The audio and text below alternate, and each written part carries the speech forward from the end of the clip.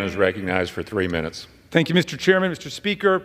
You know, the reason mysteries are called whodunits is because they start with a crime, and then you have to try to figure out who did it. The Biden impeachment investigation isn't a whodunit. It's a what is it?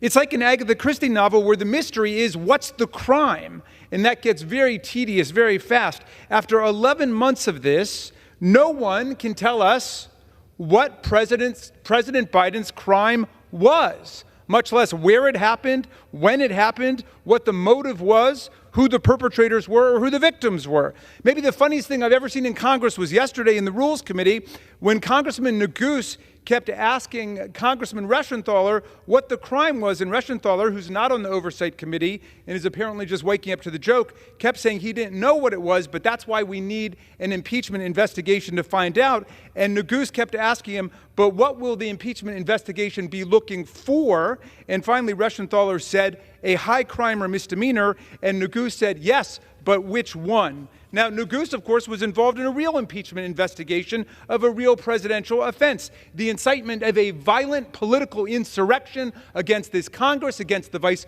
President of the United States, against the Constitution, and against the election of 2020. We did not need Sherlock Holmes and a magnifying glass to find the presidential crime with Donald Trump. It came right into this House and smashed us in the face. Now, it's true Chairman Comer has collected a mountain of evidence over the last 11 months, tens of thousands of pages of documents, dozens of hours of interviews with government officials, but all of it clearly shows that Joe Biden committed no crime. Even their own witnesses that they called to the only public hearing they had said there is not remotely enough evidence to justify impeachment. Chairman Comer has bragged on Fox News about procuring 100% compliance with his subpoenas. So forget about obstruction, which I hear them muttering about today.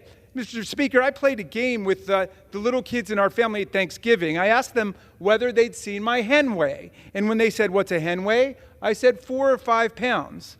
It's a dad joke, and some of the bigger kids got it. But when I asked the little kids, like 3 or 4, if they'd seen my hen weigh, they said, what's a hen weigh? And I said 3 or 4 pounds, and they started looking for it. And when the other kids came along and asked what they were doing, they said, we're looking for Uncle Jamie's hen weigh. And then for hours, they were looking everywhere for my hen weigh, under the sofa and under the chairs, and it could go on for days like that. Mr. Speaker, we're all looking for the Republican Party's hen weigh. It just weighs 3 or 4 pounds, but it's costing us tens of millions of dollars. So please forgive me for spoiling the party here, but I want to say this to America. There is no hen weigh. And this stupid, blundering investigation is keeping us from getting any real work done for the people of America. I yield back. Thank you, Mr. Chairman.